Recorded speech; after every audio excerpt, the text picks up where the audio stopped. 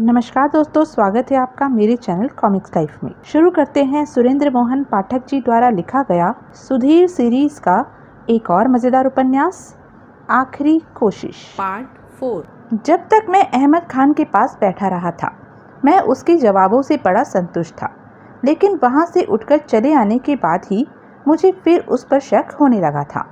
वह पैसे वाला आदमी था, उसके लिए किसी का कत्ल करवा देना मामूली बात थी, खास तौर से तब जबकि उसकी अपनी गर्दन बुरी तरह फंसी हुई थी। मोनिका के रूममेट जूली, मदन लाल, रमेश मल्होत्रा और मार्था, सबके कत्लों के पीछे उसी का हाथ हो सकता था। लेकिन राकेश का कत्ल किस लिए? वे सब लोग तो किसी न किसी रूप में मोनिका के पैकेट से संबंधित थे, लेकिन राकेश का तो उन लोगों से या पैकेट से कोई मतलब नहीं था। फिर राकेश का कत्ल कैसे हो गया? इस बात का मेरे पास कोई जवाब नहीं था। ठीक 4:30 बजे मैं दरियागंज पहुंचा। मैंने कार को फ्लोरा होटल के नीचे खड़ा कर दिया और पैदल ही कैलाश सब्बरवाल के घर की तलाश में आगे बढ़ा। एक दो जनों से पूछने के बाद ही मुझे मालूम हो गया कि वह कहाँ रहता था। मैं उसके फ्लैट वाली इमारत के सामने पहुंचा। कैलाश सब्बरवाल उस इमारत के ग्राउंड फ्लोर पर रहता था। तभी ग्राउंड फ्लोर का एक दरवाजा खुला और भूरे बालों वाला एक लंबा चौड़ा आदमी बाहर निकला। मुझे उस आदमी का ख्याल आया, उषा के कथनानुसार, जिसने उसके घर की तलाशी ली थी। मैं फौरन उस आदमी के पीछे हो लिया। वह आदमी तेजी से चल रहा था और रह रह कर पीछे देख रहा था। मुझे लगा कि उसे मालूम था कि मैं उसके पीछे आ रहा था। एकाएक वह और तेज चलने लगा। सुनो, मैंने आवाज़ लगाई। पहले तो मुझे लगा जैसे वो वहाँ से भाग निकलने वाला हो, लेकिन फिर वह ठिठक गया। मैं जल्दी से उसके पास पहुंचा। कौन हो तुम? वह कठोर स्वर में बोला। बंदे को मैं बोला, सुधीर कोहली कहते हैं। सुधीर कोहली? उसने गौर से मुझे देखा। प्रत्यक्षता मेरा नाम उसने सुना हुआ था। और आपकी तारीफ? मैंने पूछा। मेरा नाम हवेली राम है, वह बोला। गल्ले के व्यापारी? हाँ। कॉल गर्ल्स के शौकीन? वह कांपने लगा। जरा मेरे साथ आइए। वह मेरे साथ हो लिया। मैं अपनी कार के पास पहुंचा। मैंने कार का दरवाज़ा खोला और भीतर दाखिल हुआ। हाथ बढ़ाकर मैंने उसकी ओर का दरवाज़ा खोल दिया। वह भी नर्वस भाव से भीतर आ बैठा। मैंने कार आगे बढ़ाई। जामा मस्जिद वाली सड़क से होता हुआ रिंग रोड पर पहुंचा। यह तुम कहाँ ले जा रहे हो मुझे? एकाएक वह बोला। सैर कराने। मैं बड़े इत्मीनान से बोला। गाड़ी रोको। वह तीखे स्वर में बोला। चुपचाप बैठे रहो। मैंने उसे घुड़का, वरना जान से मार दूंगा। तुम क्या जान से मारोगे मुझे? वह बोला। मैं खुद ही कार से बाहर छलांग लगा दूंगा। और उसका हाथ दरवाजे के हैंडल की ओर बढ़ा। मैंने घबराकर कार रोक दी। मिस्टर, वह बोला, मैं बहुत परेशान हूँ। अगर तुम मुझे मार डालोगे तो मुझ पर एहसान ही करोगे। हौसला रखो सेठ जी, मैं उसे आश्वासन देता हुआ बोला। तुम मुझे कैसे जानते हो? उसने पूछा। मैं सिर्फ नाम से जानता हूँ आपको, और यह जानता हूँ कि कुछ गंदी तस्वीरों की वजह से आप ब्लैकमेलिंग के शिकार हैं। उसके चेहरे पर हवाइयाँ उड़ने लगी। आप कत्ल करवाकर बच नहीं सकते, मैंने उसे धमकाया।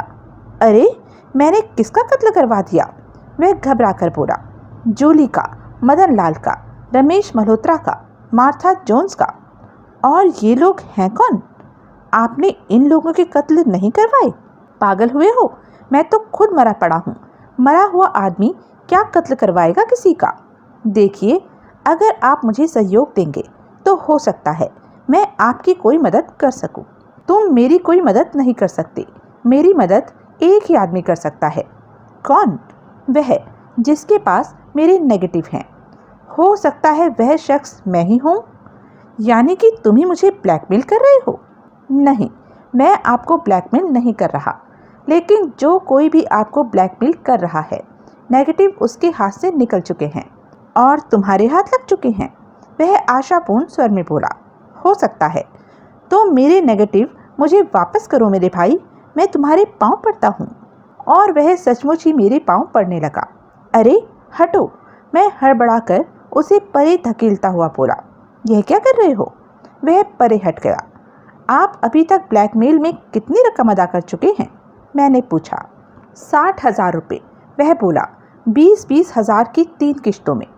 लेकिन तस्वीरों के नेगेटिव आपको वापस नहीं मिले? नहीं। पैसा आप किसको देते थे? रमेश मल्होत्रा के आदमी को। लेकिन नेगेटिवों के मामले में जब उन लोगों ने आपको धोखा दिया तो आपने कोई तो कदम उठाया होगा। मैंने कुछ नहीं किया, मैं कर ही क्या सकता था? लाला, मुझसे झूठ मत बोलो। इस बारे में जो कुछ जानते हो साफ साफ बताओ। एकाएक मेरा स्वर कर्कश हो उठा। मुझसे सच बोलोगे तो फायदा ही उठाओगे। हो सकता है मैं तुम पर मेहरबान हो जाऊं और तुम्हारी नेगेटिव तुम्हें वापस लौटा दूं। अरे ऐसा करो ना संकट मोचन, वह आर्तनाद करता हुआ बोला। करते क्यों नहीं हो? तुम मुझे नेगेटिव लौटाओ, मैं तुम्हें मुंह मांगी रकम दूंगा। मुझे रकम नहीं चाहिए, मुझे आपका सहयोग चाहिए। कैसा सहयोग? इस मामले में जो कुछ जानते हो मुझे बताओ। मैं कुछ नहीं जानता। कुछ तो जानते होंगे ना? सब्बरवाल को तो जानते हो, मैं उसे घूरता हुआ बोला। यादव को तो जानते हो? उन नामों की उस पर बड़ी तीखी प्रतिक्रिया हुई। यानी कि तुम जानते हो? वह सिर झुकाए खामोश बैठा रहा। देखो लाला, मैं तुम्हारा दुश्मन नहीं, दोस्त हूँ। मैं तुम्हारी तरफ हूँ, मुझसे कुछ छुपाओ नहीं। मैं तुमसे वादा करता हूँ, मैं अपने हाथ से तुम्हारे नेगेटिव जला दूंगा। सच बताओ, तुम सब्बरवाल के यहाँ क्या करने गए थे? यह तो गारंटी है कि तुम सब्बरवाल को जानते हो। मैंने तुम्हें उसके घर से बाहर निकलते अपनी आंखों से देखा था। उसने मुझे फ़ोन करके बुलाया था। नेगेटिवों का या ब्लैकमेल का उसने कतई जिक्र नहीं किया था। वह कहने लगा कि वह कोई बहुत बड़ा व्यापार करना चाहता था, जिसके लिए पैसा जुटाने में वह मेरा सहयोग चाहता था। मैंने कह दिया कि मैं सोचूंगा। फिर मैंने उसके बारे में पूछताछ करवाई तो मुझे मालूम हुआ कि वह बड़े संदिग्ध चरित्र वाला आदमी था। उसने मुझे दोबारा फ़ोन किया तो मैंने कह दिया कि मैं उसकी कोई आर्थिक सहायता नहीं कर सकता था। तब उसने नेगेटिवों का जिक्र किया। उसने साफ साफ कहा कि नेगेटिव उसके पास थे। मैं फिर उससे मिलने गया। इस बार उसने अपनी नीयत साफ जाहिर कर दी। वह मुझे ब्लैकमेल करने की कोशिश कर रहा था, लेकिन जो कुछ वह कह रहा था किसी और के इशारे पर कह रहा था। तुम्हें कैसे मालूम? उसने आसिफ अली रोड पर एक ऑफिस बनाया हुआ है। दूसरी बार मैं उससे वहां मिलने गया। मैंने उसे इंटरकॉम पर बगल के कमरे में बैठे किसी शख्स से बात करते सुना था और साफ जाहिर हो रहा था कि वह निर्देश हासिल कर रहा था कि उसने क्या करना था। शायद वह ड्रामा कर रहा हो कि वह किसी और से बात कर रहा था। शायद दूसरे कमरे में कोई भी ना रहा हो। शायद वह ऐसा आपको धोखे में रखने के लिए जाहिर कर रहा हो कि उससे ऊपर कोई और भी था। हो सकता है, लेकिन मुझे वह ड्रामा करता नहीं लगा था। फिर आपने उसको फाइनेंस करने की उसकी बात मान ली? हाँ, न मानता तो और क्या करता? उसने आपको नेगेटिव दिखाए थे? नहीं, नेगेटिवों के बारे में वह झूठ बोलता भी तो हो सकता था। मैंने कहा था, उसने कहा था कि अभी तो बात ही पक्की हुई थी। मेरे पैसा देने से पहले वह मुझे नेगेटिव दिखा देगा और दे भी देगा।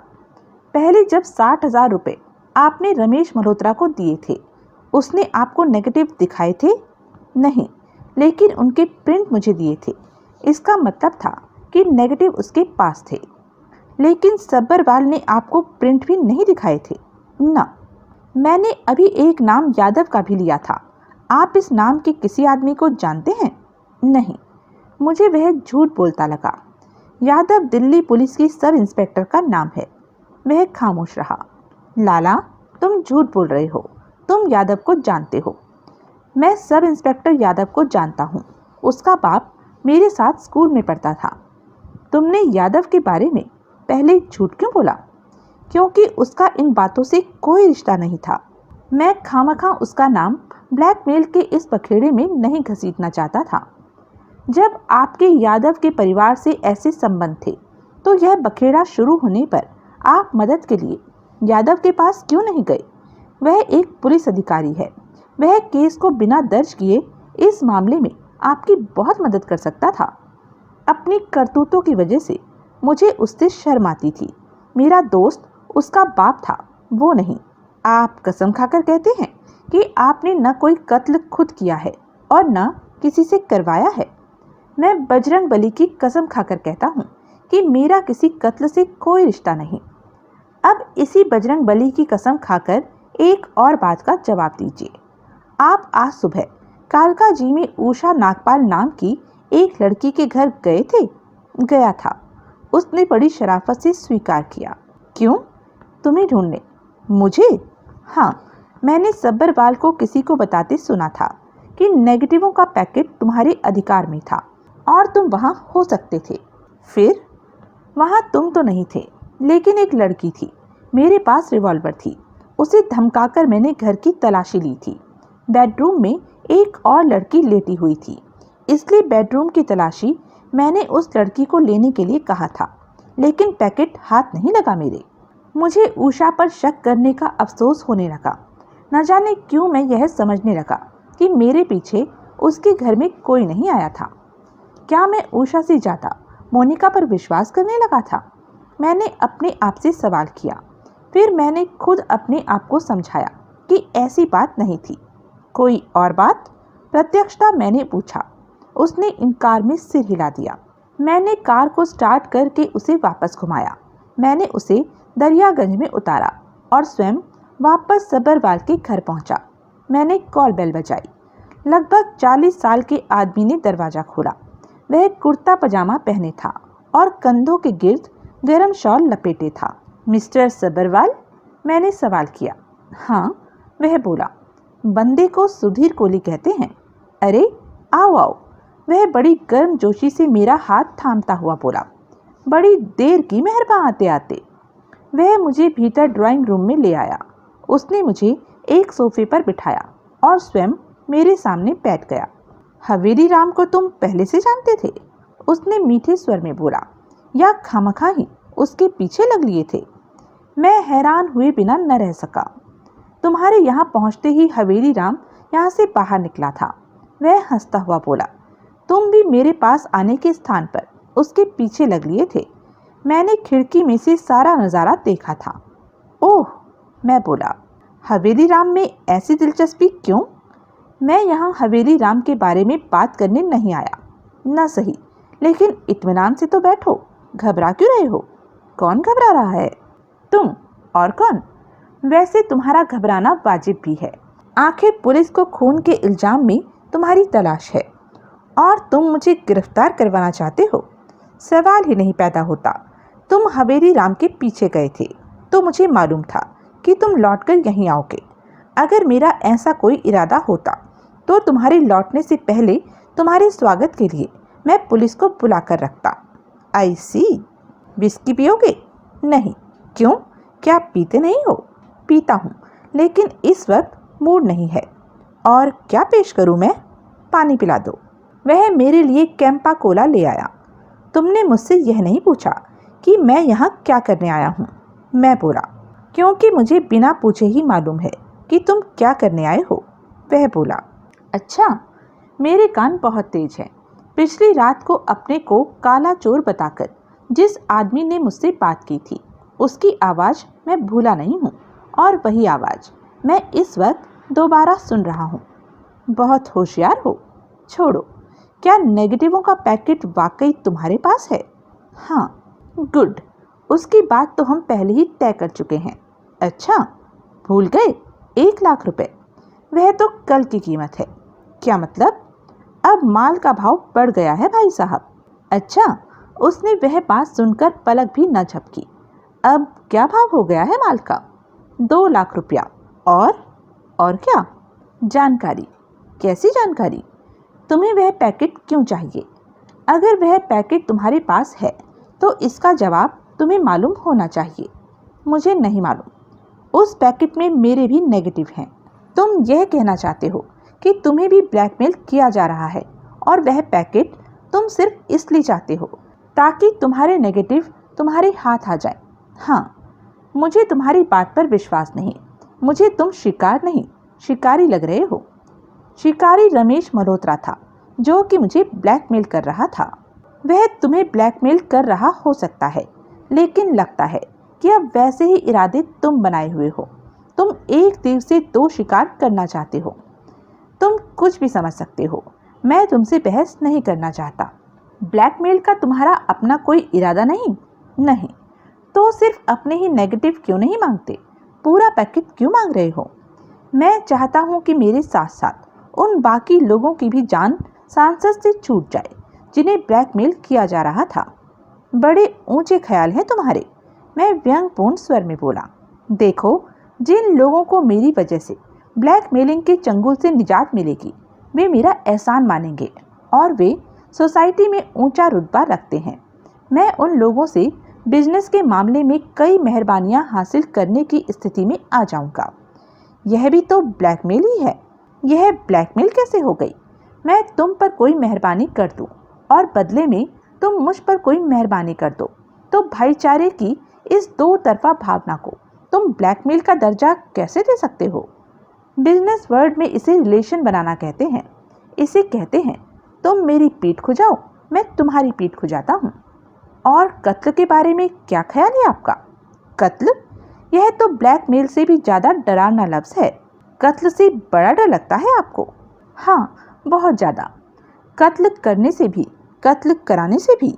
हाँ, यानी कि मैं यह बात मान लूँ कि उस पैकेट को हासिल करने के लिए आप ना कत्ल कर सकते हैं ना करा सकते हैं। हाँ, लेकिन कत्ल तो कई हुए हैं। मदन लाल नाम के एक मकतूल का तो आपसी संबंध भी जोड़ा जा सकता है। इतने कत्लों के पीछे किसका हाथ है मिस्टर सब्बरवाल? मुझे क्या मालूम? मैंने अपनी जेब से रिवॉल्वर निकालकर उसकी ओर तान दी। रिवॉल्वर देखकर वह तनिक भी सक पकाया हो, यह मुझे नहीं लगा। इसे रिवॉल्वर कहते हैं मिस्टर सब्बरवाल, मैं बोला। इसमें से गोली चलती है। मुझे सच्चाई न मालूम होने की सूरत में यह गोली आप पर चल सकती है। नहीं चल सकती, वह बड़ी शांति से बोला। क्यों नहीं चल सकती? मैं इसके ट्रिगर को खींचूंगा और गोली चल जाएगी। तुम्हारी उंगली में इतनी ताकत नहीं। मेरे जबड़े कस गए। लेखीराम, सब्बरवाल बोला, जरा साहब को समझाओ, इनकी रिवॉल्वर से गोली क्यों नहीं चल सकती? अभी लीजिए, कोई मेरे पीछे से बोला। साथ ही मुझे एक हल्की सी करहा की आवाज़ सुनाई दी। मैंने घूम कर देखा। मेरे पीछे एक आदमी खड़ा था। उसने एक हाथ से मजबूती से उषा नागपाल की बांह थामी हुई थी और दूसरे हाथ में थामी रिवॉल्वर को उसकी कनपट्टी से सटाया हुआ था। सब्बरवाल अपने स्थान से उठा। उसने मेरे समीप आकर यूं मुस्कुराते हुए रिवॉल्वर मेरे हाथ से निकाल ली, जैसे सिगरेट सुलगाने के लिए माचिस ले रहा हो। आओ बहन जी, वह उषा से बोला, इधर आकर बैठ जाओ। लेखीराम ने उषा की बांह छोड़ दी। उषा आगे बढ़ी और मेरे बगल में रखी कुर्सी पर बैठ गई। लेखीराम ने अपने हाथ में थमी रिवॉल्वर से हम दोनों को कवर कर लिया। लेखीराम पीछे ही खड़ा रहा। कैसे? मैंने उषा से पूछा। इन्होंने मुझे कहा था, उषा बोली, कि तुम मुसीबत में थे और तुम्हें मेरी मदद की ज़रूरत है। इसे जाने दो। मैं सब्बरवाल से बोला, यह इस बारे में कुछ नहीं जानती। तुम्हें मेरी ज़रूरत है, मैं यहाँ हूँ। गलत, वह मुस्कुराकर बोला, मुझे तुम्हारी भी ज़रूरत नहीं। मुझे ज़रूरत है पैकेट की। जब पैकेट हासिल हो जाएगा तो यहाँ से तुम भी चले जाना और इसे भी साथ ले जाना। सब्बरवाल, पैकेट तुम्हें नहीं मिलेगा। इतनी जल्दी फैसला मत करो बेटा। मैंने पहले तुम्हारी बात पर विश्वास कर लिया था कि हाल में ही हुए कत्लों से तुम्हारा कोई रिश्ता नहीं था, लेकिन अब लगता है कि सारे फसाद की जड़ तुम ही हो। उसने जोर का अट्टहास किया। मैं खामोश रहा। हमने, वह बोला, जब तुम्हारे फ्लैट की तलाशी ली थी तो हमने वहाँ शतरंज पड़ी देखी थी। शतरंज का बड़ा शौक है तुम्हें?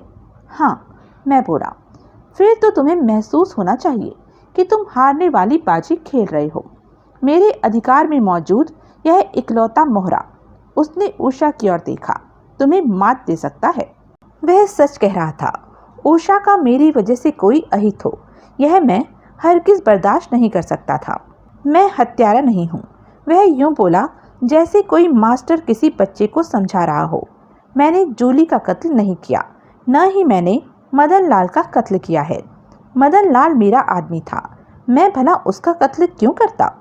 रमेश मल्होत्रा और मार्था जोन्स का कत्ल करने वाला भी कोई और है। मैं कत्ल में विश्वास ही नहीं करता। कत्ल करना विवेकहीन और वैशी आदमियों का काम है और मेरी ज़िंदगी में कम से कम अभी तक ऐसी कोई नौबत नहीं आई जबकि किसी समस्या का कत्ल से बेहतर हल मेरे पास न हो। मैंने नोट किया कि उसने राकेश का जिक्र नहीं किया था। उसी बात से मैंने सोचा कि शायद वह सच ही बोल रहा हो। देखो, वह आगे बढ़ा, इस वक्त भी मैं नहीं समझता कि तुम अपनी जिद पर अड़े रहने की स्थिति में हो, लेकिन अगर तुम मुझे मजबूर करोगे तो हो सकता है कभी कत्ल न करने की अपनी जिद मैं आज तोड़ दूं। अब सोच विचार कर जवाब दो मिस्टर कोहली, पैकेट देते हो? नहीं, मैं बोला। इसकी बात मान लो सुधीर, एकाएक उषा तीखे स्वर में बोली। मैंने उसकी वैसी व्याकुल आवाज़ पहले कभी नहीं सुनी थी। यह आदमी चिकनी चुपड़ी बातें ज़रूर कर रहा है, लेकिन मैं जानती हूँ यह कत्ल करने से हिचकिचाने वाला नहीं है। मैं मरना नहीं चाहती, कम से कम गंदी तस्वीरों के एक पैकेट की वजह से तो मैं हरगिज़ नहीं मरना चाहती। सुधीर, प्लीज़, कम से कम एक कॉल गर्ल की वजह से मेरी जान न जाने दो। उषा, मैं चिल्लाया। तुम चुप करो। मैं कैसे चुप करूं? वह मुझसे ऊंचा चिल्लाई। मेरी समझ में नहीं आता, यूं एकाएक तुम्हारा खून सफ़ेद कैसे हो गया? जैसे राकेश मर गया वैसे ही तुम चाहते हो मैं भी मर जाऊं? और वह जोर जोर से रोने लगी। मेरे कानों में घंटियां बजने लगी। एकाएक मुझे लगा कि मुझे अपने कई सवालों का जवाब अनायास ही मिल गया था। लड़की ठीक कह रही है, सबरवाल बोला। मैं हड़बड़ाया। मेरा ध्यान वार्तालाप से एकदम हट गया था। क्या कहा? मैं बोला। मैं कह रहा था, सबरवाल बोला, कि लड़की ठीक कह रही है। मैंने उषा की तरफ देखा। उसका उच्च स्वर का रुदन अब सुबकियों में बदल गया। मेरी निगाह अपने पर टिकी पाकर उसने सिर उठाया। सुधीर, वह भर्राई स्वर में बोली, आई लव यू। इसे जाने दो, मैं निर्णयात्मक स्वर में बोला। पैकेट तुम्हें मिल जाएगा। यह हुई ना समझदारी की बात, सबरवाल बोला। लेकिन इस बात में जरा संशोधन की ज़रूरत है। मैं इसे जाने दूंगा, लेकिन पैकेट मेरे हाथ में आ जाने के बाद। मैं कैसे मान लूं कि पैकेट हाथ में आ जाने के बाद तुम इसे छोड़ दोगे? फिलहाल मेरी बात पर विश्वास करने के अलावा तुम्हारे पास कोई और चारा नहीं है। तुम पैकेट यहाँ ले आओ, मैं लड़की को छोड़ दूंगा। मुझे तुम्हारी बात पर विश्वास नहीं। मुझे है, उषा बोली। एक बार पैकेट हाथ में आ जाने के बाद मेरा कत्ल करने से इसको कुछ हासिल नहीं होगा। मिस नागपाल, सबरवाल बोला, मैं आपकी समझदारी की तारीफ करता हूँ, लेकिन मुझे तुम्हारा विश्वास नहीं।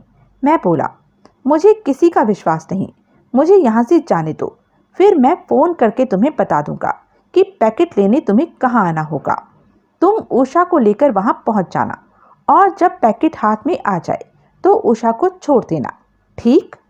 उसने इनकार में सिर हिलाया और बोला, तुम लेखी राम को बता दो कि पैकेट कहाँ है, वह उसे वहाँ से ले आएगा। पैकेट ऐसी जगह पर है जहाँ से मेरे अलावा उसे कोई नहीं ला सकता।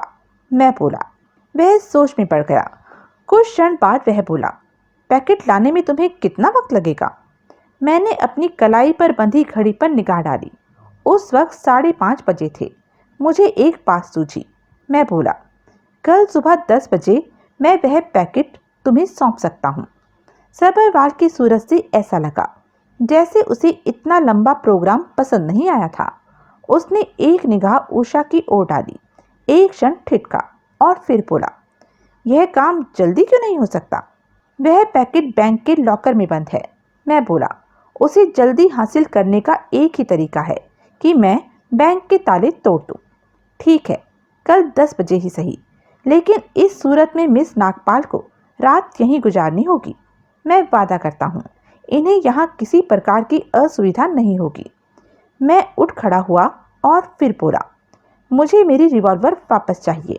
सबरवाल ने मेरी रिवॉल्वर में से गोलियां निकालकर अपनी जेब में डाल ली और रिवॉल्वर को वापस मेरी तरफ उछाल दिया। मैंने उसे हवा में ही लपक लिया।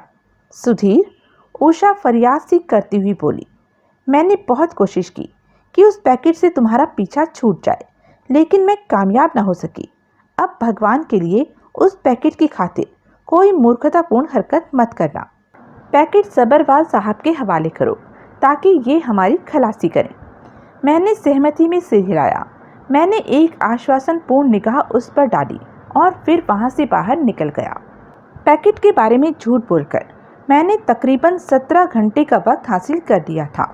उतने समय में उस केस को हर लिहाज से किसी संतोषजनक अंजाम तक पहुंचाने की कोई तरकीब सोचनी थी। मैंने कार को बहादुर शाह जफर मार्ग पर भगा दिया। सबसे पहले मैंने इस बात की तसल्ली की कि मेरा पीछा नहीं किया जा रहा था। सब्बरवाल से मैं ऐसी किसी हरकत की पूरी उम्मीद रखता था, लेकिन शायद उसे अपने आप पर इतना ज़्यादा भरोसा था कि उसने यह काम ज़रूरी नहीं समझा था। प्रत्यक्षता उसे पूरी गारंटी थी कि मैं लौटकर आने वाला था। एक बात मुझे खटक रही थी। मैंने उसे कहा था कि पैकेट बैंक के लॉकर में था और कल सुबह 10 बजे से पहले उसे वहां से हासिल कर लेना असंभव था। यह सुनकर उसने मुझे क्यों छोड़ दिया था? उसने अगली सुबह होने तक मुझे अपने अधिकार में रखने की कोशिश क्यों नहीं की थी? आखिर उसे सोचना चाहिए था कि उतने समय में मैं उसके लिए कोई बखेड़ा खड़ा कर सकता था। इसका एक ही जवाब हो सकता था। वह जानता था मैं उषा का कोई अहित नहीं होने दे सकता था। निजामुद्दीन पहुंचकर एक पेट्रोल पंप पर लगे पब्लिक टेलीफोन के आगे मैंने कार रोकी। मैंने अपनी जेब से वह कागज़ निकाला जो मैंने रमेश मल्होत्रा के बार पर रखी पैड से फाड़ा था। उस पर लिखे 2 नंबरों में से एक को मैंने फौरन पहचान लिया। वह कोमल जरीवाला का नंबर था। उसका नंबर मल्होत्रा के पास होना मुझे कोई बड़ी बात नहीं लगी। आखिर मल्होत्रा उसके साहब को ब्लैकमेल कर रहा था। दूसरा नंबर मुझे जाना पहचाना न लगा। मैंने उस नंबर पर टेलीफोन किया। थोड़ी देर बाद दूसरी ओर से फ़ोन उठाया गया। कौन बोल रहा है? मैं बोला। तुम बोलो, पूछा गया। तुम कौन बोल रहे हो? मुझे रमेश मल्होत्रा ने इस नंबर पर फ़ोन करने के लिए कहा था। रमेश मल्होत्रा? नाम दोहराया गया। क्या चाहते हो? मैंने संबंध विच्छेद कर दिया। दूसरी ओर से बोलने वाले की आवाज़ मैंने पहचान ली थी। वह सब इंस्पेक्टर यादव था। सब इंस्पेक्टर यादव मुझे उस ड्रामे का सबसे अधिक रहस्यपूर्ण पात्र लग रहा था। उसी आदमी ने मार्था जोन्स के यहाँ छापा पड़वाया था। जूली के कत्ल में ज़रूरत से ज़्यादा दिलचस्पी उसी ने ली थी। मदन लाल की मौत के बाद वही रहस्यपूर्ण ढंग से एकाएक मेरे फ्लैट पर पहुंच गया था। रमेश मल्होत्रा और मार्था जोन्स की मौत के बाद वह और भी ज़्यादा रहस्यपूर्ण ढंग से मल्होत्रा की कोठी पर पहुंचा था और उसी की दिलचस्पी मुझे बलि का बकरा बनाने में दिखाई दे रही थी। वह ज़रूर अपनी किसी सहूलियत के लिए सारी हत्याओं के इल्ज़ाम मुझ पर थोपने की कोशिश कर रहा था। मैंने मदन लाल की पतों वाली डायरी निकाली और उसमें देखकर लाला हवेली राम के घर का टेलीफोन नंबर डायल किया। उसके लाइन पर आने के बाद मैं बोला, मैं सुधीर कोहली बोल रहा हूँ। बोलो। वह बोला, तुम्हारा माल मेरे पास है। मैं आज ही रात उसे तुम्हें सौंप देना चाहता हूँ। कहाँ? जगह भी बताता हूँ। पहले मेरी एक शर्त सुन लो। क्या? तुम्हें अकेले आना होगा। तुम कहाँ जा रहे हो यह बात तुम्हें किसी को बतानी नहीं होगी। मुझे मंजूर है। लाला, अगर तुमने वादा खिलाफी की तो पछताओगे। मैं वादा खिलाफी नहीं करूँगा, कसम है बजरंगबली की। बोलो, कहाँ आना है? प्रगति मैदान में, हॉल ऑफ इंडस्ट्रीज़ के सामने। लेकिन इतनी रात गए, मुझे वहाँ घुसने कौन देगा? तुम 1 नंबर गेट से भीतर दाखिल होना, तुम्हें कोई नहीं रोकेगा। ठीक है, मैं पहुँच जाऊँगा। अपना वादा याद रखना लाला। याद रखूँगा। मैंने संबंध विच्छेद करके अहमद खान के घर का नंबर डायल किया। दूसरी ओर कितनी ही देर घंटी बजती रही, लेकिन किसी ने फ़ोन न उठाया। मुझे चिंता होने लगी। अहमद खान से मेरी बात होनी ज़रूरी थी। मैं उसे भी प्रगति मैदान में बुलाना चाहता था। फिर अंत में हार कर मैंने संबंध विच्छेद किया और कोमल जरीवाला के घर का नंबर मिलाया। इस बार तुरंत उत्तर मिला। दूसरी ओर से कोमल जरीवाला ही बोल रही थी।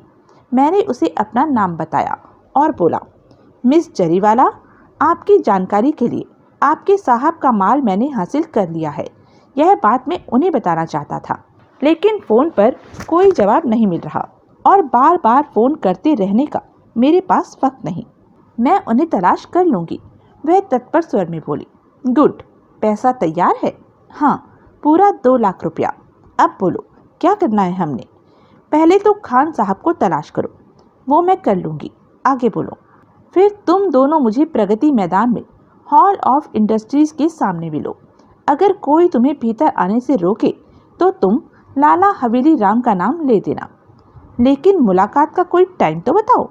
रात के 12 बजे से पहले किसी भी वक्त। मैंने लाइन काट दी। फिर मैंने सब इंस्पेक्टर यादव का नंबर डायल किया। इस बार मुझे नंबर बिजी मिला। मैंने फिर वही नंबर डायल किया, फिर बिजी। मैंने कैलाश सब्बरवाल का नंबर डायल किया, वह भी बिजी। मैं बूथ से बाहर निकला और फिर कार में आ सवार हुआ। मैं कालकाजी पहुंचा। उषा के घर में अंधेरा था। मैं दरवाजा खोलकर भीतर दाखिल हुआ। मैंने मोनिका को नाम लेकर पुकारा। मैं चिंतित हो उठा। कहाँ चली गई मोनिका? उसे वहां होना चाहिए था। मैंने 3-4 बत्तियां जलाई और सारे घर में फिर गया। मोनिका वहां नहीं थी। उसके गायब हो जाने से मैं चिंतित था, लेकिन एक बात से मुझे राहत महसूस हो रही थी कि वहां मुझे उसकी लाश नहीं मिली थी। मैं शौचालय में पहुंचा। मैंने पानी की टंकी का ढकना उठाया। पैकेट गायब था। मेरा मन निराशा से भर गया। बड़े गलत वक्त पर पैकेट गायब हुआ था। सब्बरवाल पैकेट के इंतजार में उषा को दबोचे बैठा था और पैकेट गायब हो गया था। क्या वह पैकेट मोनिका के हाथ लग गया था, या पैकेट और मोनिका दोनों किसी दुश्मन के हाथ लग गए थे? मोनिका को पैकेट के वहां होने की खबर लग गई हो सकती थी। मैंने उसकी मौजूदगी में पैकेट के उसके गुप्त स्थान पर होने की तस्दीक की थी। वह मेरे जाते ही पैकेट वहां से निकाल सकती थी। पैकेट आखिर था तो मोनिका का ही, लेकिन उसका उस वक्त मेरे हाथ से निकल जाना मेरे लिए भारी मुसीबत का सामान बन गया था। मैं वहां से बाहर निकला और फिर अपनी कार में सवार हो गया। अब मैं मोनिका को और उसके पैकेट को कहां से तलाश करूं? मैंने अपने आप से सवाल किया। मुझे कोई जवाब न सूझा। मैं जंगपुरे पहुंचा। वहां मुझे एक बड़ी अप्रिय जिम्मेदारी निभानी थी। मुझे राकेश की मां को राकेश की मौत की खबर देनी थी। इस बात को अब मैं और ज़्यादा नहीं टाल सकता था। मेरे मन को एक राहत थी कि मैं राकेश की मां के लिए ढेर सारे पैसे का इंतज़ाम कर सकता था, लेकिन पैकेट हाथ से निकलते ही वह राहत भी खत्म हो गई थी। पैकेट के बिना तो प्रगति मैदान में वहां कदम रखना भी मूर्खता थी, जहां वो लोग मेरा इंतज़ार कर रहे थे जिनसे कि मैं पैसे हासिल करना चाहता था। बड़ी हिम्मत करके मैं राकेश के घर पहुंचा। उसकी मां घर की चौखट पर ही बैठी हुई थी, अपने बेटे के इंतज़ार में। अपने उस बेटे के इंतज़ार में जो उसके बुढ़ापे का सहारा था और जो अब कभी लौटकर नहीं आने वाला था। यह बात अभी उस बेचारी को नहीं मालूम थी। यह बात उसे मैंने बतानी थी। वृद्धा ने मुझे फौरन पहचान लिया। मैंने उसे नमस्ते की। वह मुझे घर के भीतर ले आई। उसने मुझे बैठक में बिठाया। बैठक में राकेश की एक हंसती हुई तस्वीर लगी हुई थी। मेरे दिल में कुछ होने लगा। मैं उस तस्वीर की ओर दोबारा निगाह उठाने की ताव न ला सका। बड़ा अच्छा किया जो तुम आ गए बेटा, वृद्धा व्याकुल भाव से बोली। बेटा, राकेश का अभी तक कोई पता नहीं है। ऐसा तो आज तक नहीं हुआ। बेटा, उसे कहीं से तलाश करके लाओ। माँ जी, मैं बड़े कठिन स्वर में बोला। राकेश अब नहीं आएगा। यह क्या कह रहे हो बेटा? वह आतंकित स्वर में बोली। माँ जी, राकेश मर चुका है। मर चुका है? किसी ने उसका खून कर दिया है। हे भगवान! एकाएक वृद्धा की आंखें उलट गई और वह बेहोश होकर गिर पड़ी। तभी किसी ने दरवाजे पर दस्तक दी। मैंने उठकर दरवाज़ा खोला। बाहर एक पुलिसिया खड़ा था जो बाईसाइकिल पर वहां तक आया था। मैं सकपकाया। यह राकेश का घर है? उसने पूछा। हाँ, मैं बोला। क्यों? मैं नज़दीकी पुलिस चौकी से आया हूँ। पुलिस ने रिज रोड से एक लाश बरामद की है, जिसके पास मौजूद कागजात की बिना पर मुझे यहाँ भेजा गया है। कागजात से हमें राकेश नाम और यह पता मालूम हुआ है। किसी को लाश की शिनाख्त के लिए चलना होगा। घर में सिर्फ राकेश की माँ है, तो उसे चलना होगा। कैसे? जीप पर। मैं तो सिर्फ यह तफ्तीश करने आया था कि राकेश यहाँ रहता था। ठीक है, जीप बुला लो। वह चला गया। मैंने पड़ोस से एक बूढ़ी औरत को बुलाया और उसे सारी स्थिति समझाई। फिर मैंने रमेश मल्होत्रा के घर से बरामद किया 20,000 रुपये का लिफाफा उसे यह कहकर सौंप दिया कि राकेश की माँ को होश आने पर वह लिफाफा उसे दे दे। फिर मैं वहाँ से रुखसत हुआ। बेटा, मैंने घूम कर देखा। राकेश की माँ को होश आ चुका था और वह कांपती सी मुझे पुकार रही थी। जिस स्थिति से मैं बचकर निकल भागना चाहता था वह फिर सामने आ गई थी। उसकी जिद पर मुझे मजबूरन सारी बात सुनानी पड़ी। माँ जी, अंत में मैं रूखे स्वर में बोला, राकेश की मौत के लिए सिर्फ मैं जिम्मेदार हूँ। अगर मैंने उसे अपने स्वार्थवश अपने उल्टे सीधे काम में न उलझाया होता तो। अपने आप को दोष मत दो बेटा, वह टूटे स्वर में बोली। यह सब प्रारब्ध का चक्कर है। ईश्वर ने जिस शख्स के नाम जितनी सांसें लिखी हैं उसका उतनी ही सांसों पर हक होता है। ऐसा सोचना आपकी महानता है माँ जी। लेकिन बेटा, मैंने तुम्हें एक बात बताने के लिए पीछे से आवाज़ दी थी। राकेश को पीछे से आवाज़ दिया जाना बहुत बुरा लगता था। वह हमेशा मुझसे लड़ा करता था कि मैं उसे पीछे से आवाज़ न दिया करूं। बात क्या थी माँ जी? यहाँ एक लड़की आई थी। लड़की? हाँ, तुम्हारे आने से थोड़ी देर पहले ही वह यहाँ पहुँची थी। उसने अपना नाम नहीं बताया था? नहीं, मेरे बहुत पूछने पर भी नहीं बताया था। देखने में कैसी थी वो? वृद्धा ने मोटे तौर पर उसका हुलिया और पहनावा बयान किया। वह निश्चय ही मोनिका थी। क्या कहती थी वो? वह कहती थी कि तुम भारी खतरे में थे। वह कहती थी कि तुम्हें दुश्मनों से बहुत सावधान रहने की ज़रूरत थी और उसने यह भी कहा था कि वह जी जान से कोशिश करेगी कि तुम्हारे पर कोई आँच न आए। यह सब उसने आपसे कहा? हाँ, उसे मालूम था कि मैं यहाँ आने वाला था।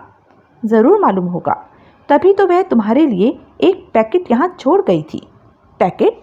हाँ, उसने कहा था कि जब तुम यहाँ आओ तो वह पैकेट मैं तुम्हें सौंप दूँ। कहाँ है वो पैकेट? मैंने बड़े व्यग्र भाव से पूछा। वृद्धा अलमारी में से एक पैकेट निकाल लाई।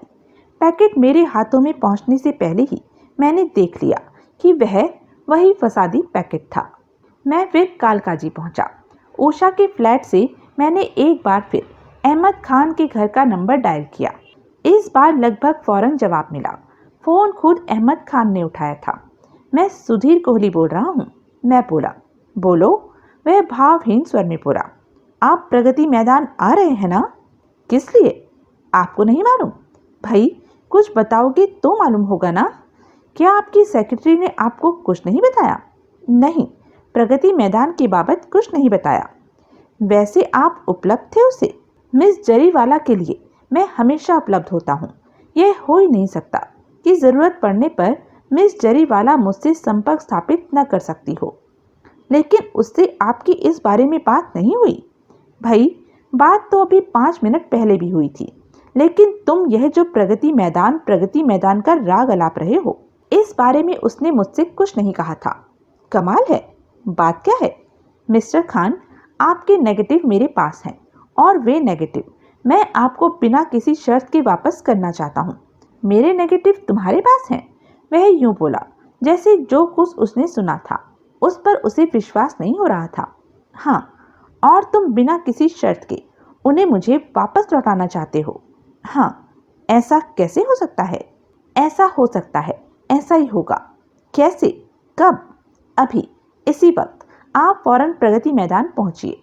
अच्छा, लेकिन अकेले आइएगा और बिना किसी को खबर किए आइएगा।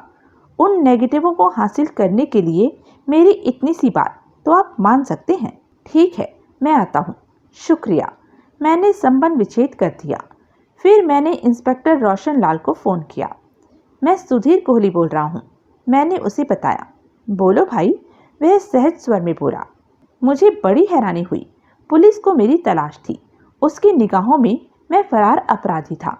फिर भी मेरा फ़ोन आया पाकर रोशन लाल जरा भी तो उत्तेजित नहीं हुआ था। मैं अपने आप को पुलिस के हवाले करना चाहता हूँ। मैं बोला।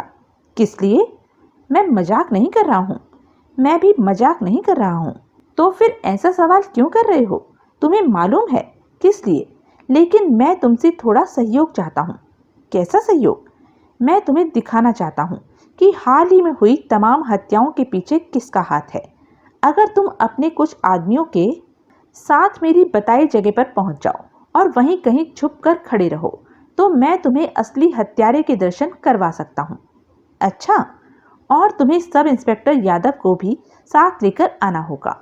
सब इंस्पेक्टर यादव के बारे में अपने मन में कोई गलतफहमी मत पालना शर्लॉक होम्स साहब। वह बहुत ईमानदार पुलिस अधिकारी है। यानी कि यादव ने इंस्पेक्टर रोशन लाल को भी शीशे में उतारा हुआ था। मुझे उसकी ईमानदारी से कुछ लेना देना नहीं है। प्रत्यक्षता में बोला, तुम यह बताओ कि क्या तुम्हें मेरी बात मंजूर है? क्या तुम मेरे बताए तरीके से जहां मैं तुम्हें आने को कहूं वहां आ सकते हो? इससे तुम्हें क्या फायदा होगा? क्या सुन नहीं रहे हो इंस्पेक्टर साहब? मैं पहले ही कह चुका हूं कि इससे तुम्हें यह मालूम होगा कि असली हत्यारा कौन है। इससे तुम्हें मालूम होगा कि जूली, रमेश मल्होत्रा और मार्था जोन्स का कत्ल किसने किया है। वह तो हमें भी मालूम है। तुम मुझे हत्यारा साबित नहीं कर सकते। तुम मुझ पर शक कर सकते हो, लेकिन मेरे खिलाफ कुछ साबित नहीं कर सकते। इसलिए नहीं कर सकते क्योंकि मैंने कुछ किया ही नहीं है। मैंने कब कहा कि तुम हत्यारे हो? लेकिन तुम ऐसा समझते तो हो। पहले समझते थे, अब नहीं समझते। अब क्या हो गया है? अब असली हत्यारा हमारी पकड़ में आ गया है। उसका बयान लेने के बाद ही हमें विश्वास हुआ है कि तुम हत्यारे नहीं हो। अब पुलिस को तुम्हारी तलाश नहीं है। अब तुम एकदम आज़ाद हो। कौन पकड़ में आ गया है तुम्हारी? मोनिका। मोनिका? हाँ, उसने अभी अभी पुलिस स्टेशन आकर आत्मसमर्पण कर दिया है और अपना अपराध कबूल कर लिया है। मैं सन्नाटे में आ गया। इस बात में संदेह की रत्ती भर भी गुंजाइश नहीं थी कि मोनिका ने मेरी खातिर अपने आप को पुलिस के हवाले किया था। इस बात को सबूत की भी जरूरत नहीं थी कि उसने रमेश मल्होत्रा और मार्था जोन्स का कत्ल नहीं किया था। उन दोनों के कत्ल के समय तो वह हर घड़ी मेरे साथ थी, और जिस घड़ी वह मेरे साथ नहीं थी उस घड़ी वह उषा के साथ थी। वह तो हत्यारी हो ही नहीं सकती थी, लेकिन मुझे बचाने के लिए वह अपने लिए फांसी पर चढ़ने का सामान कर बैठी थी। मैं ऐसा नहीं होने दे सकता था। अब तो इसलिए भी नहीं होने दे सकता था क्योंकि मुझे मालूम था कि असली हत्यारा कौन था। मैं कार पर सवार हुआ। मैंने कार दरियागंज की दिशा में दौड़ा दी। सब्बरवाल के घर पहुंचने से पहले मैंने मोनिका का पैकेट अपनी कार की आगामी सीट उठाकर उसके नीचे डाल दिया और रिवॉल्वर में गोलियां भर दी। मैंने कॉल बेल बजाई। दरवाजा लेखीराम ने खोला। मैंने उसकी छाती पर रिवॉल्वर की नाल रख दी और क्रूर स्वर में बोला, खबरदार, आवाज ना निकले। उसने खामोशी से थूक निगली। रिवॉल्वर की नाल से ही उसे पीछे धकेलता हुआ मैं उसे भीतर ले आया। मैंने पांव की ठोकर से अपने पीछे दरवाजा बंद कर दिया। लड़की कहाँ है? मैंने पूछा। इस रिवॉल्वर में गोलियां नहीं है, वह बोला। अच्छा, हाँ, तो फिर तुम ऐसा करो, तुम इस रिवॉल्वर को मुझसे छीनने की कोशिश करो। अगर इसमें गोलियां नहीं होगी तो तुम्हारा कुछ भी नहीं बिगड़ेगा। उसके रिवॉल्वर की तरफ हाथ बढ़ाने की हिम्मत न हुई। बोलो, लड़की कहाँ है? वो यहाँ नहीं है, वह बोला। घर में कोई भी नहीं है। सब्बरवाल लड़की को साथ लेकर गया है? हाँ। कहाँ? मालूम नहीं। मैंने रिवॉल्वर की नाल से उसकी पसलियों को टहुका। ईश्वर की कसम, वह बड़ी संजीदगी से बोला, मुझे नहीं मालूम। मुझे सारा घर दिखाओ। उसने सहमति में सिर हिलाया। मैं सारी इमारत में फिर गया।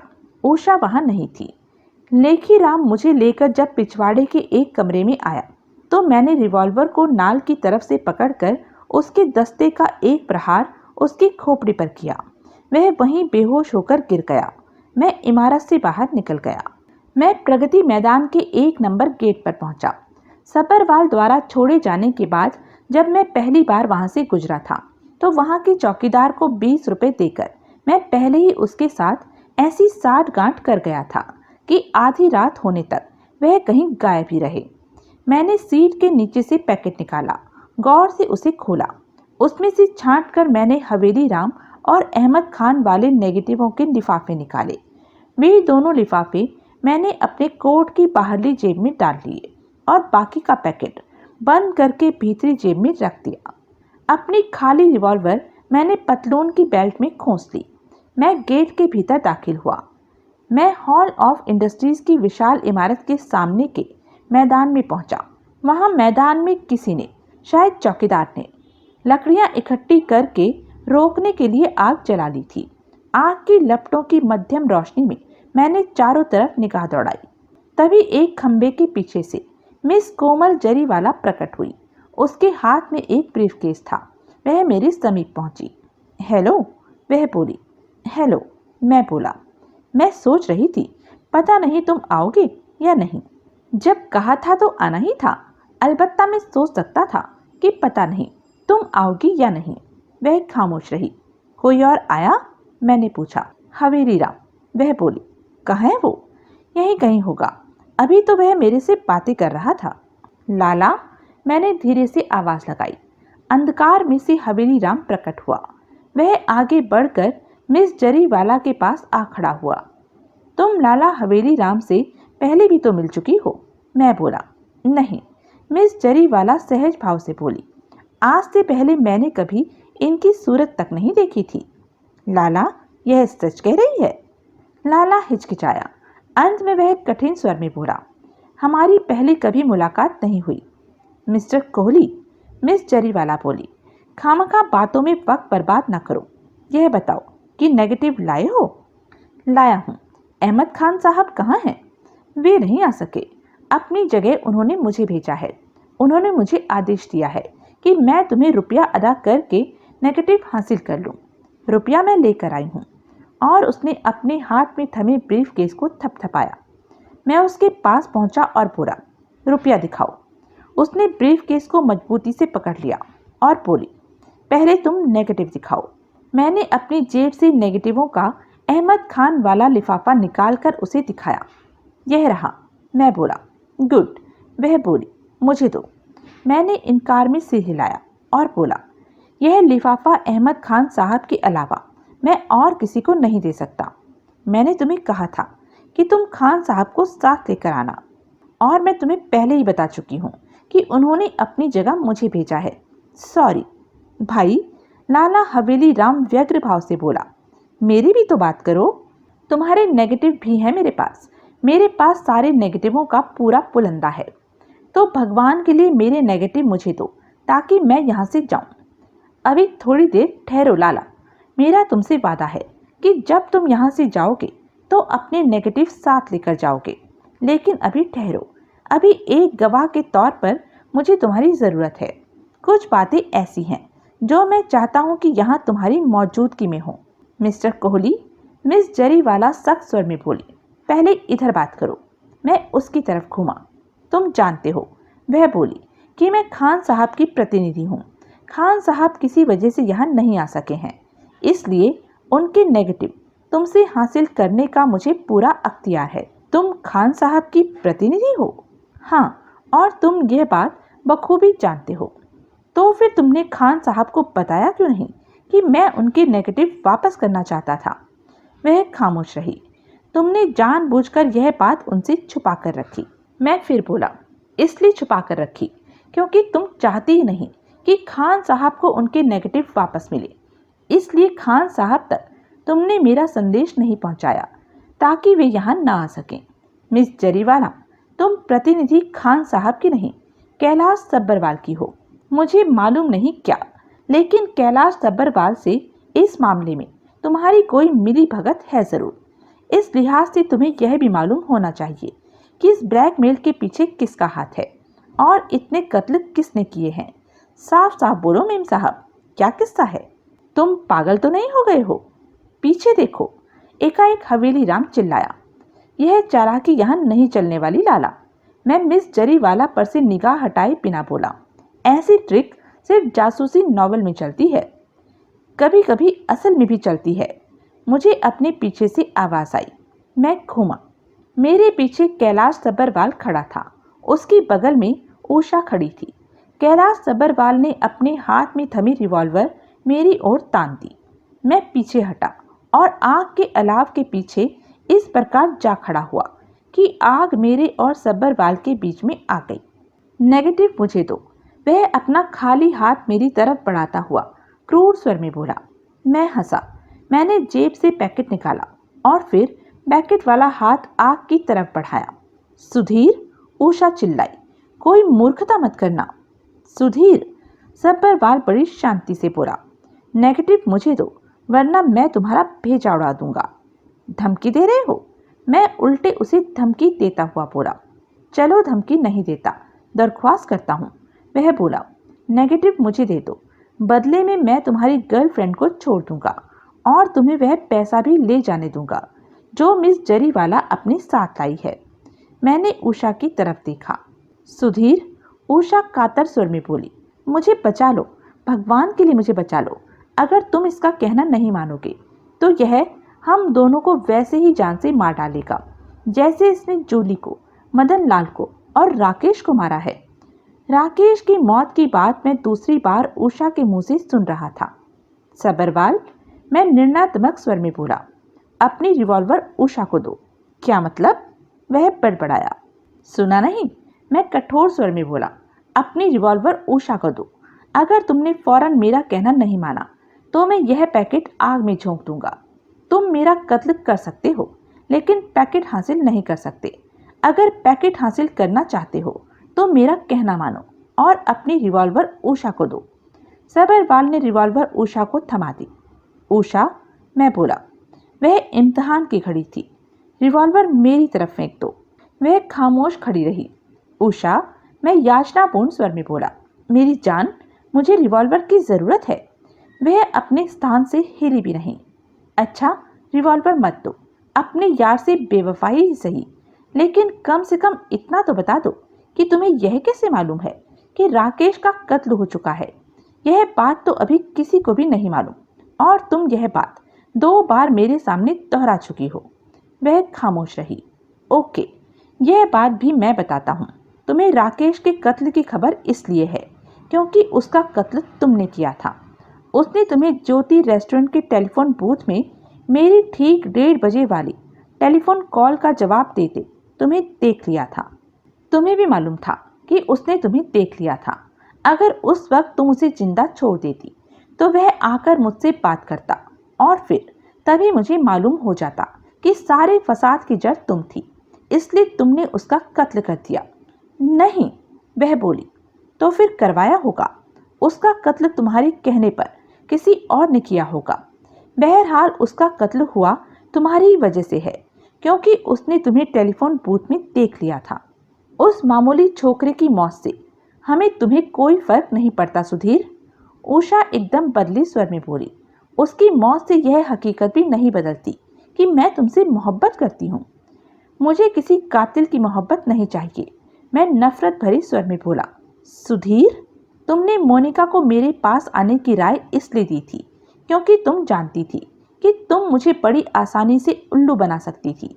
मैं तुम्हारा हमेशा से एहसानमंद रहा हूँ, इसलिए मुझे शीशे में उतार लेना तुम्हारे लिए मामूली काम था। तुम समझती थी कि अगर मोनिका पैकेट मुझे सौंप दे तो वह एक तरह से तुम्हें ही सौंपा गया था। अगर मुझे खामखा की जिद न हो गई होती तो मैंने तुम्हारी पहली बार मांगने पर ही पैकेट तुम्हें दे दिया होना था। उषा, यह महज एक इत्तेफाक था कि तुम्हारे इतनी बार मांगने पर भी मैंने पैकेट तुम्हें नहीं दिया और अच्छा किया नहीं दिया, वरना तुम्हारे चेहरे से नकाब कैसे उतरता, मुझे तुम्हारा असली चेहरा कैसे दिखाई देता। कोई कुछ न बोला। उषा, मैं आगे बढ़ा। सारे फसाद की जड़ तुम हो, बाकी सब लोग तुम्हारे चेले चांटे हैं। सब्बरवाल तुम्हारा चेला ना होता तो यह तुम्हें इस नाजुक घड़ी में रिवॉल्वर कभी न सौंपता।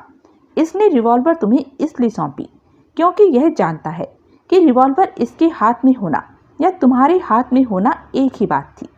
मिस जरीवाला तुम्हारी चेली न होती तो तुम्हें कभी मालूम न होता कि प्रगति मैदान में इस वक्त कोई ड्रामा खेला जाने वाला था। इसके बताए बिना यहाँ मेरी इस वक्त मौजूदगी की तुम्हें खबर नहीं लग सकती थी। इसकी काले रंग की ब्यूक सुबह 4 बजे कालका जी में तुम्हारे घर के सामने खड़ी थी। तुम्हारे इसको बताए बिना इसे कभी मालूम नहीं हो सकता था कि उस वक्त मैं वहां उपलब्ध था।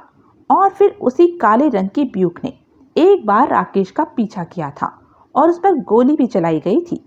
उषा, तुगलकाबाद से सूरजकुंड जाते हुए तुम एकाएक मेरी कार के पीछे से गायब हो गई थी तो तुम वहां पेट्रोल डलवाने के लिए नहीं रुकी थी, बल्कि तुम रमेश मल्होत्रा और मार्था जोन्स का कत्ल करने के लिए वापस उस तन्हा मकान में गई थी। उषा, एकाएक सब्बरवाल चिल्लाया, इसे शूट कर दो। सब्बरवाल ठीक कह रहा है, मिस जरीवाला बोली। तुम बहुत हिमायत कर चुकी हो इसकी। अब इसका जिंदा रहना हमारे लिए बहुत खतरनाक साबित हो सकता है। सुधीर, उषा उनकी परवाह किए बिना बोली, मैंने तुम्हारी जान बचाई थी। अगर मैं ऐन मौके पर तुगलकाबाद के उस मकान में न पहुंच गई होती तो रमेश मल्होत्रा जरूर तुम्हारा कत्ल कर देता। लेकिन तुम्हें उस मकान की खबर कैसे हुई? मैं बोला। और तुम्हें यह कैसे मालूम था कि मैं वहां पहुंचने वाला था? यह तुम्हें इसलिए नहीं मालूम था कि किसी ने तुम्हें गुमनाम कॉल की थी, जैसा कि तुमने कहा था, बल्कि इसलिए मालूम था क्योंकि वहां की मुलाकात टेलीफोन पर मैंने तुम्ही से तय की थी। फिर भी मैं यह कबूल करता हूँ कि तुमने मेरी जान बचाई। शायद तुम्हारे संगी साथी मेरे कत्ल किए जाने के हक में थे। वह खामोश रही। लेकिन मल्होत्रा और मार्था का कत्ल तुमने किस लिए किया था? क्या कंपटीशन घटाने के लिए? उषा, सब्बरवाल चिल्लाया। यह प्यार मोहब्बत में गुमराह होने का वक्त नहीं है। यह आदमी हमारा दुश्मन है। यह तुम्हारी मोहब्बत के काबिल नहीं। इसे मार डालो। For God sake, miss Jariwala चिल्लाई। Shoot the bastard. सिर्फ एक बात मुझे बता दो उषा, मैं बोला। सब इंस्पेक्टर यादव इस तस्वीर में कहाँ फिट होता है? कहीं भी नहीं।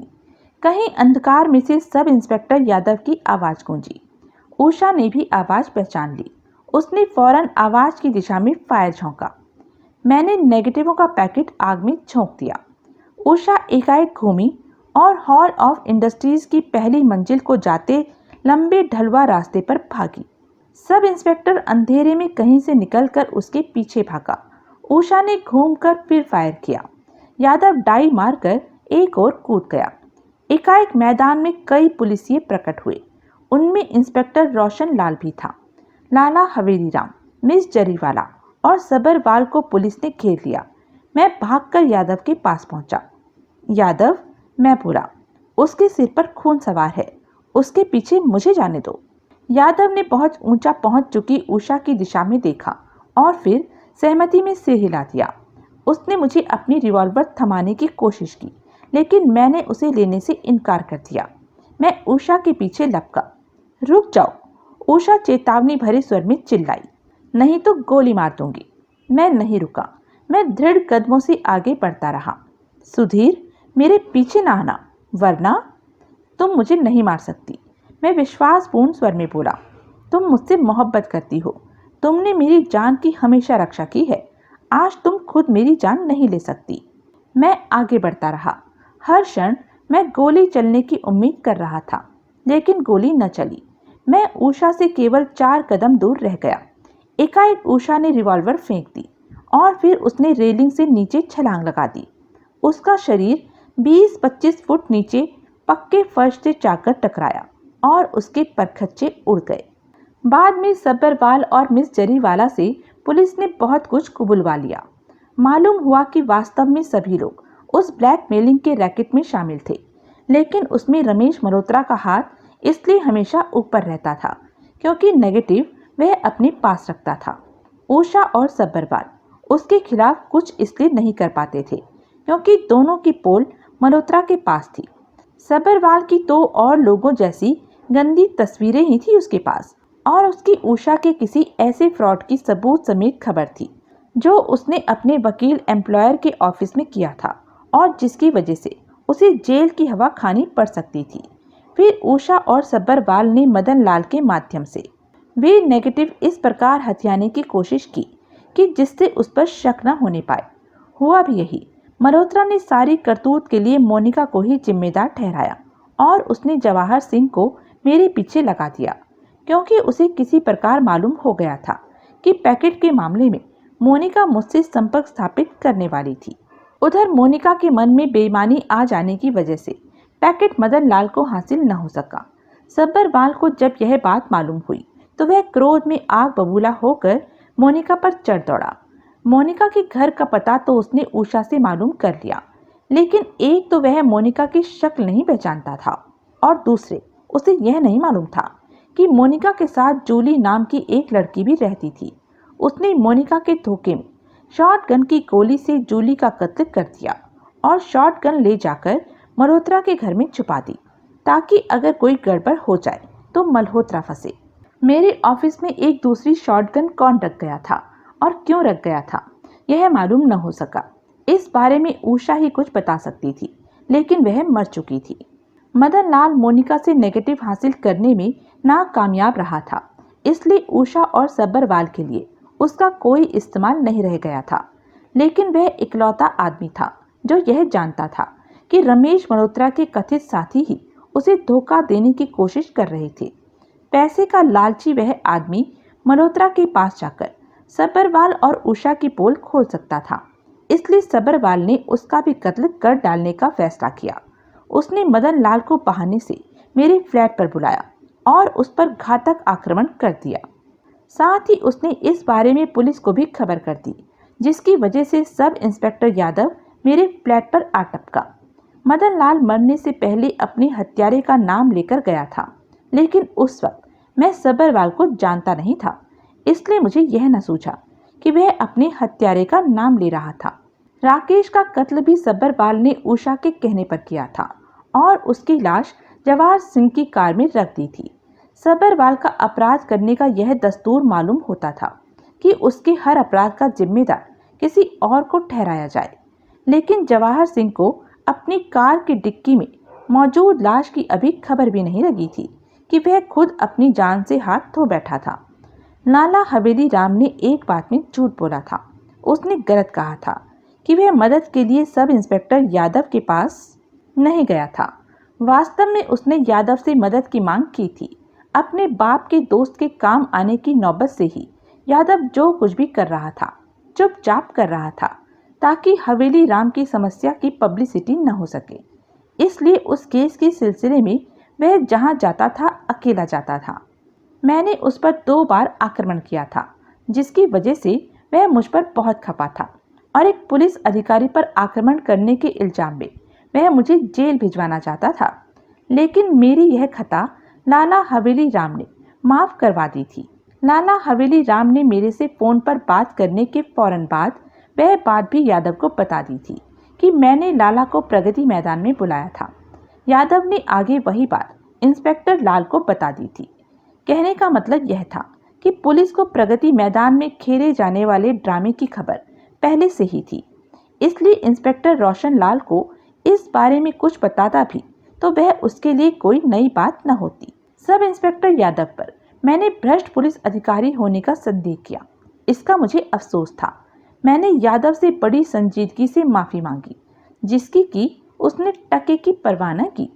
लाला हवेली राम ने बिना मांगे मुझे नगद 1 लाख रुपए दिए। अहमद खान ने अपने वादे के मुताबिक मुझे 2 लाख रुपए दिए। उसने इस बात पर भारी अफसोस जाहिर किया कि मिस कोमल जरीवाला ब्लैकमेलरों की सहयोगिनी निकली थी।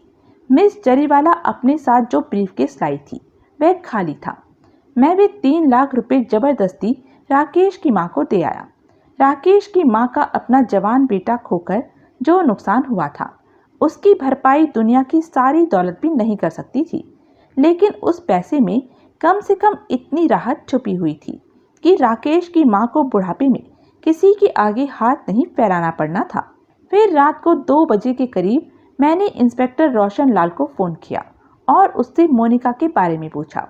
उसने मुझे बताया कि उसे तो पुलिस की हिरासत से रिहा हुए 2 घंटे हो चुके थे। 2 घंटे हो चुके थे? मैंने हैरानी से सोचा। तो फिर मोनिका गई कहाँ? उसने मेरी बला अपने सिर लेने की कोशिश की थी। कम से कम मुझे अपना शुक्रगुजार होने का मौका तो देना चाहिए था। तभी मेरे दरवाजे पर दस्तक हुई। मैंने उठकर दरवाज़ा खोला। मोनिका और कहीं नहीं गई थी, वह मेरे पास आई थी। तो यह था इस उपन्यास का अंतिम भाग। ऐसे ही मज़ेदार उपन्यास के लिए बने रहें मेरे साथ। और हाँ, मेरे चैनल को लाइक, शेयर और सब्सक्राइब करना ना भूलें। धन्यवाद।